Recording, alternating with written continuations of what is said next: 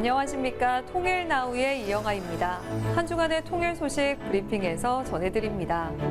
지난 5일 김영호 통일부 장관은 6.25 전쟁 유엔 참전국 주한대사 초청 정책 설명회를 개최했습니다. 김영호 장관은 인사말에서 대한민국 정부는 헌법과 인류 보편적 가치를 바탕으로 북한 주민 포용 정책을 펼쳐나가는 가운데 유엔 참전국 등 가치 공유국들을 중심으로 국제사회와 함께 자유로운 통일 한반도를 주도해 나갈 것이라고 강조했습니다. 또한 납북자, 억류자, 국군포로 문제의 부각을 언급하며 이런 노력이 북한의 인권 유린에 대한 실효적 책임 규명, 북한 주민 인권 개선으로 이어질 수 있도록 유엔 참전국들의 관심과 협력을 당부드린다고 전했습니다. 김영호 통일부 장관은 지난 8일 외교안보 분야 원로들과 오찬 간담회를 갖고 새로운 통일 담론에 대한 의견을 청취했습니다. 김영호 장관은 통일 정책 환경 변화의 요인으로 북한 핵과 인권 상황 악화, 북한의 두 국가론 제기, 젊은 세대의 통일인식 저하 등을 꼽았습니다. 이어 새롭게 형성되는 통일 담론은 젊은 세대와 국제사회가 함께하는 미래 지향적 비전을 담아야 한다고 강조했습니다. 정부는 오는 7월 14일을 북한 이탈 주민의 날로 제정하고 탈북민의 안정적인 정착을 위한 지원을 아끼지 않을 계획인데요. 이번 주 통일 담담에서는 탈북 후 끊임없는 노력으로 창업에 성공한 김성희 대표와 함께 이야기 나눠봅니다. 안녕하세요. 통일담담의 아나운서 조수빈입니다. 작년 그 조사 결과인데요. 이 남한에 정착한 북한 이탈 주민들 어떻게 살고 있을까 고용률을 살펴보니까 탈북민 고용률이 60.5%. 이게 조사를 시작한 이래로 가장 높은 수치였다고 합니다. 이제 대한민국에 잘 정착하고 있는 탈북민의 숫자도 늘어나고 있다는 건데요. 또 정부도 이 탈북자들이 잘 정착할 수 있도록 다방면의 노력을 기울이고 있겠죠. 하지만 그럼에도 불구하고 아직도 40%에 가까운 분들이 고용이 안 되고 있다는 얘기니까 여전히 일자리를 찾아서 또 자리를 잡기 위해서 고생하는 분들도 많다라고 볼 수가 있는데요. 오늘은요, 회장님입니다. 김성희 대표님입니다. 안녕하세요. 안녕하세요. 반갑습니다. 아, 제가 오늘 너무너무 기분이 좋은 게 뭐 창업이라는 게 종류가 참 많잖아요. 특히 제가 좋아하는 업종이시더라고요. 술. 예. 좋습니다. 제가 술을 참 좋아하는데 우리 제작진께서 한 잔도 가져다 주지 않으셨습니다. 또 오늘의 이야기 손님으로는 같이 이렇게 술을 기울이면서 얘기하면 참 정다울 것 같은 분, 통일운동가 박아람 씨 함께합니다. 안녕하세요. 안녕하세요. 네.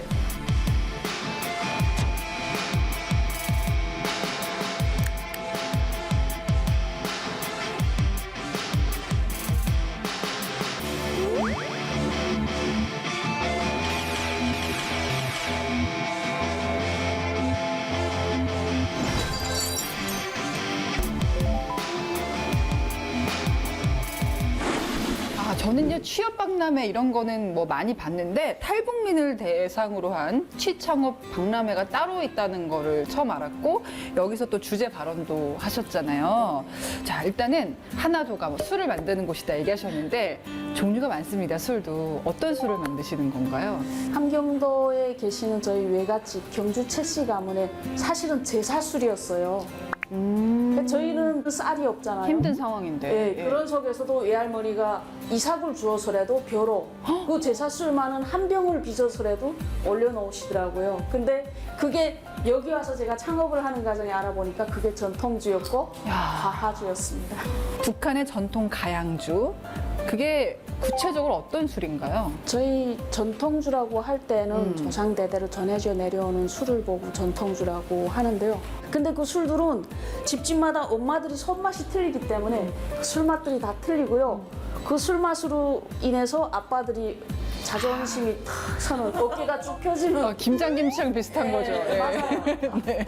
근데 또 북쪽은 음주 문화가 그 반주 문화여서 일하면서도 실참에 술을 드실 수 있거든요. 그래요? 네, 점심 회사 출근했어도 점심 도시락과 함께 술 한 병씩 챙겨가는데 너무 좋다 그거. 거기서 이제 아빠들의 그 체면이 우리 와이프가 이렇게 네. 술을 잘 빚어. 그래서 다 한 잔씩 먹어보다가 야 이건 빼고 이것만 먹자 할 때는 그날은 아빠가 기 사는 날이죠. 그러니까 저희 집 술이 우리 동네에서 나름 그래서 아버지가 그것 때문에 어깨 뽕 좀 살리고 다니셨어요. 아버지의 어깨 뽕을 살렸던 그 술이 딱 딸이 남한에서 어깨 뽕을 살리게 맞습니다. 하는 아주 중요한 역할을 했습니다.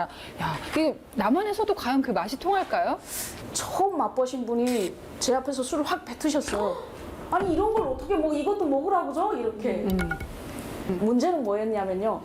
북한의 술은 좀 독하고 첫째.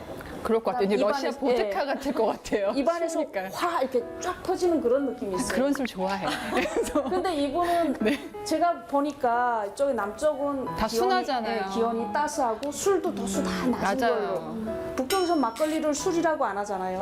아. 25도 이상부터 술인데 여기는 알코올 도수 1도 이상부터는 술로 치더라고요. 그쵸. 처음엔 되게 속상했지만은 또 반대로 이렇게 생각했어요. 저렇게 화닥딱 놀랄 정도면 이 술이 살아나지 않을까. 왜냐면 강렬하니까. 예, 이걸 먹고 다시 찾아올 수 있는 사람이 있겠다. 사실 뭐 탈북하신 분들 가운데서 사연이 없는 분들이 없잖아요. 아람 씨도 네. 정말 가슴 아픈 사람들 많이 보셨을 텐데 우리 대표님은 어떤 사연 때문에 이런 사업을 하게 됐을까 궁금합니다. 일단 제가 대한민국으로 오게 된 이유는 애기 아빠가 거기서 정말 생각지 않은 사고로 돌아가셨어요.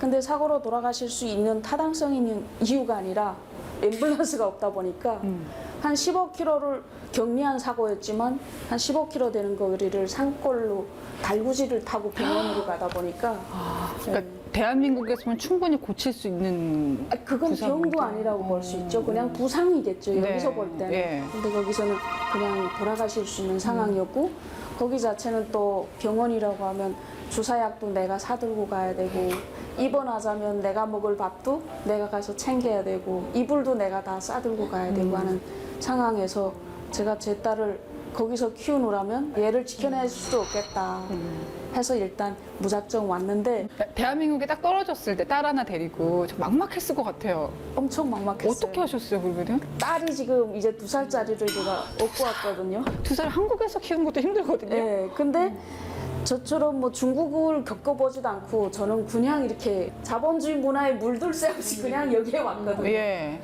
그러다 보니까 막 처음에는 내가 이거 어떻게 해야 될지를 갈피도 못 잡겠고. 나 이런 건 처음 봐. 지금. 예. 그 딸은 지금 안고 있는데 이거 어떻게 하지? 그러니까 여기서 이제 주변에 손길이 많이 중요하더라고요. 통장도 어떻게 사용하는지 그때 처음 알았고 마트를 가니까 막 이런 걸 구매할 때도 그러니까 적응한다는 게 참 어려웠었거든요. 근데 딸은 나만 보고 있잖아요. 그럼 뭐 일자를 어떻게 구해요? 그래서 이제 그 적십자 도우미 분이 음. 또 혹은 담당 경찰관 분들이 그래도 제가 애를 데리고 왔다고 여성분들이 다 도와주셨어요. 그러면서 근데 일자리가 그때 당시는 저희는 기술적인 없죠. 어떤 뭐가 없으니까 예. 식당 설거지로 지금 갔는데 문제는 일이 어렵고 모르는 건 배우면 돼요.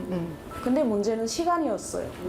아침 10시부터 밤 10시까지인데 애는 낮에는 어린이집 간데도 3시에는 찾아와야 되잖아요. 그럼 어떻게 해? 그럼 이 3시부터 10시까지를 어떻게 하냐가 제일 문제였는데 그래도 그 사장님이 괜찮아 그러면 우리 같이 키운다는 심정으로 식당에 데려와. 뭐 좋은 사장님 예. 만나셨다. 근데 거기까지 좋았는데 네. 문제는 식당 한쪽 구석에 앉혀놓으니까 식당이잖아요. 애가 안 되지 교육이. 그러니까 가족들끼리 와서 막 외식하는데 애가 그걸 계속 이러고 그럼 내가 마음이 아픈 거야. 그러니까 나는 일하다가도 보면 가슴이 무너져 내리죠.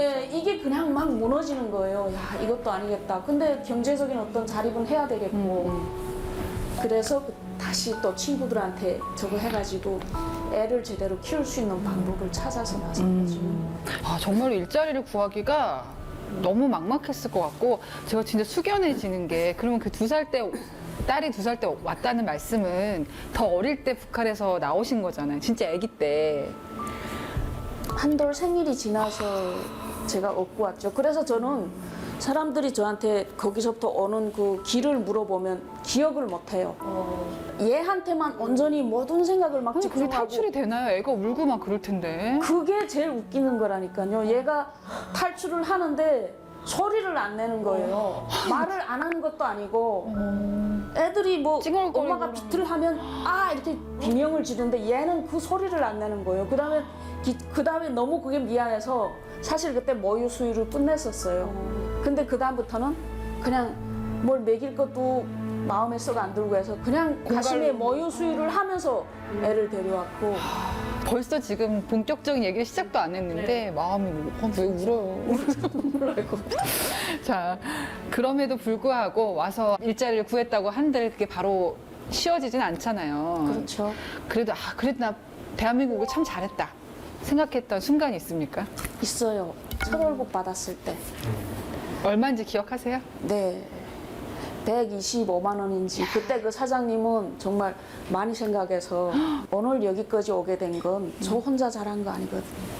알게 모르게 그래도 야 너 대견하다. 그래도 자식 키우겠다고 이렇게 하는구나 하면서 담은 10,000원이라도 더 챙겨주고 담은 한 번이라도 더 생각해주는 지금도 사람들이 식당 있기 하시나요? 때문에. 네, 하시죠. 가고 그래서 싶다. 제가 그쪽에는 갈 때면 살며시 그냥 들어가면 또 막 저거 하시잖아요. 그래서 한 번씩은 가만 문 밖에서 들여다보다 와요. 그래서 저희 딸이 이제 대학교 붙으면 데리고 한번 가요. 옆에서 보니까 탈북자들이 일자리 구하는 거 어때요? 그러니까 저는 사실 처음에 활동할 때 초기에는 그 보통 이제 본인의 경험을 바탕으로 한 그런 그 통일 교육 강사 분들이나 아니면은 대학교에 다니는 탈북 청년들을 많이 봐가지고 네. 아니야 우리랑 비슷하게 그냥 그런 취업 걱정을 하나 보다라고 생각을 했는데 지역에서 탈북민 지원하는 센터에서 일하시는 분들이 하시는 말씀들이 일용직 노동자라든지 아니면 단순한 그런 제조업에 종사를 하면서 일자리로 되게 고생하시는 분들이 많다라고 하시더라고요. 네. 어려움을 뚫고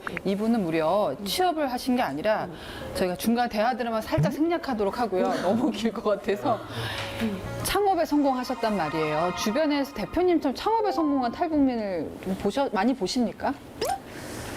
있죠, 그래도. 예. 네, 근데 그렇게 다른 지역민들의 창업에 성공하는 수보다는 훨씬 적고 취업도 저희는 힘든데 창업을 나도 못해. 창업을 하자면 막 창업 교육을 받으러 가면 그냥 눈앞이 깜깜해요. 그러니까 일단 내가 가진 걸 보고 뭔가를 시작해야 되는데 가진 게 건 있어야지. 나만 있거든요, 그렇죠, 나만. 그렇죠.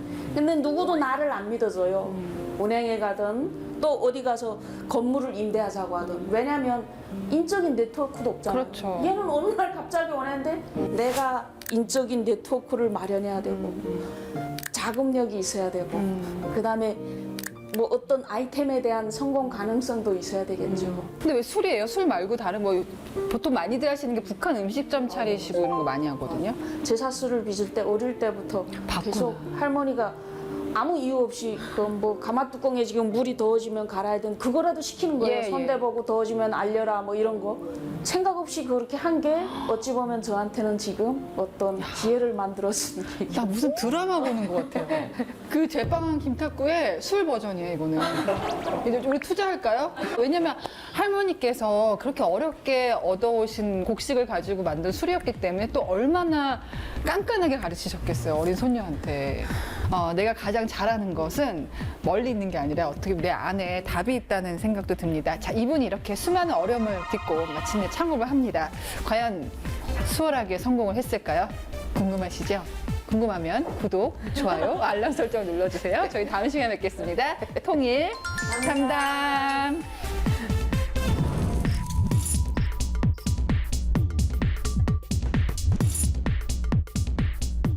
북한 이탈 주민들이 용기를 내어 창업을 꿈꾸고 가치와 가능성에 집중해 도전할 수 있도록 돕는 사람이 있습니다. 통일 로그인에서 황진솔 대표를 만나 이야기 들어봤습니다.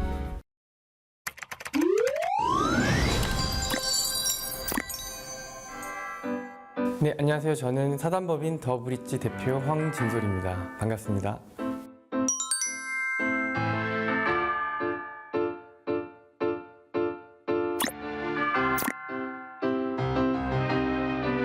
네, 저희 더브릿지는 북향민 분들의 약점보다 그분들이 가지고 있는 가치와 가능성에 집중하고 있는 곳이고요. 우리가 수평적 관계로서 그분들과 친구가 되는 것을 목적으로 하고 있습니다.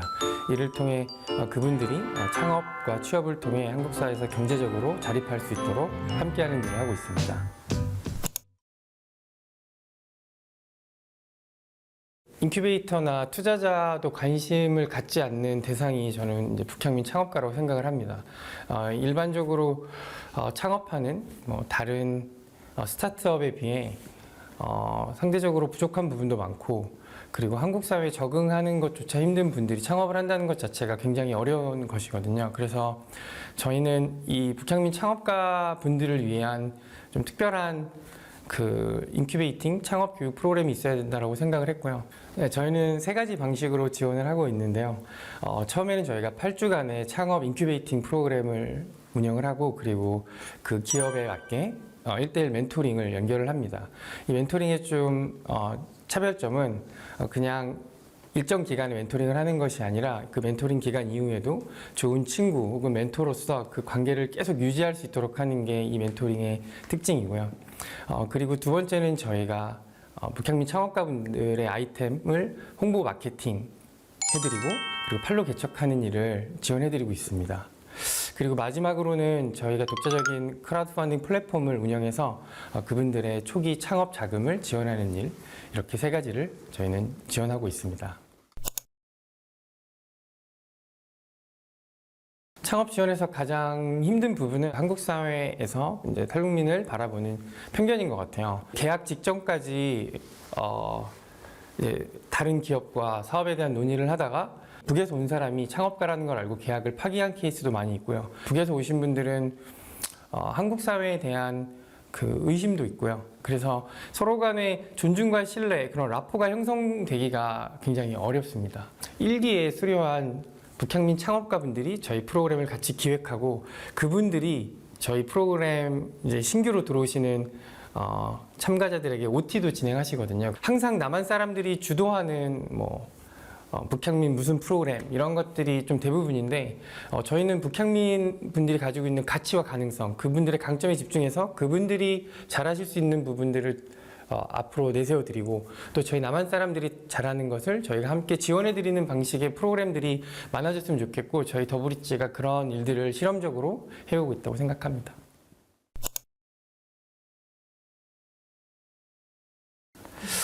제가 한 2, 3년 정도 굉장히 가깝게 지냈던 이제 북향민 창업가분이 계셨어요. 이제 갑자기 근데 그분이 저한테 전화를 하셔서 저녁 식사를 같이 하자고 하시는 거예요. 식사 마치고 또 영화를 보러 가자고 하시는 거예요. 영화까지 보여주셔서 나에게 이런 호의를 베푸시고 또 나에게 어떤 부탁이 있으신 건가 이런 생각을 했습니다. 근데 영화를 끝나고 집에 돌아가는데 저한테 아무 말도 하지 않으시고 그냥 너무 즐거운 시간을 서로 얘기를 나누면서 보내고 이제 헤어지게 된 거죠.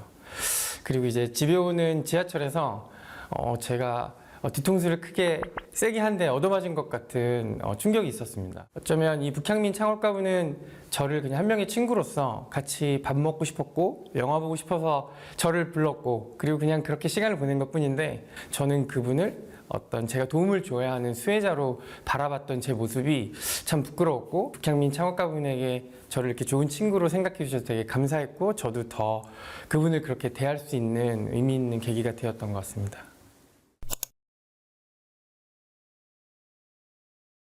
지금 기억나는 분 중에 하나는 친환경 유기농 아동복을 만드는 류라는 기업이 있어요. 그래서 저희가 인큐베이팅을 지원해드렸고, 그리고 이제 홍보 마케팅을 지원해드리는데, 이제 법무법인이라는 곳에서 이제 북향민 기업의 물품을 구매할 수 있도록 저희 연결을 해드렸습니다.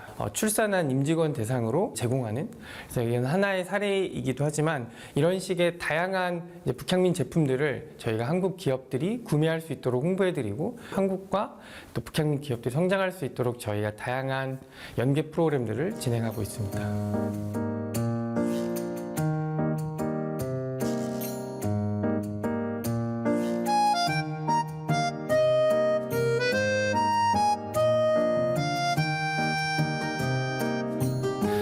저희가 언론에서 보는 북향민에 대한 기사나 이런 부분들은 좀 부정적인 내용이 많잖아요. 그래서 저희는 좀 긍정적인, 그리고 이렇게 열정을 가지고 한국 사회에서 도전하는 창업가분들의 이야기를 더 많이 알리고 싶습니다.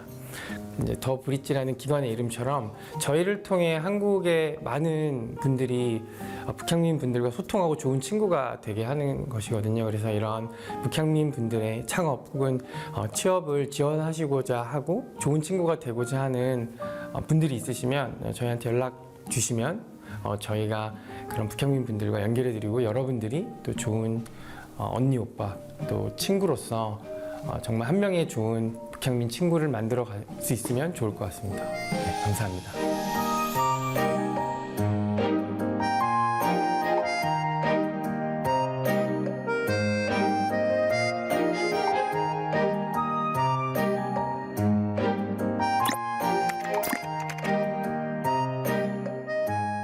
이상으로 통일 나우를 마칩니다. 시청해주신 여러분 고맙습니다.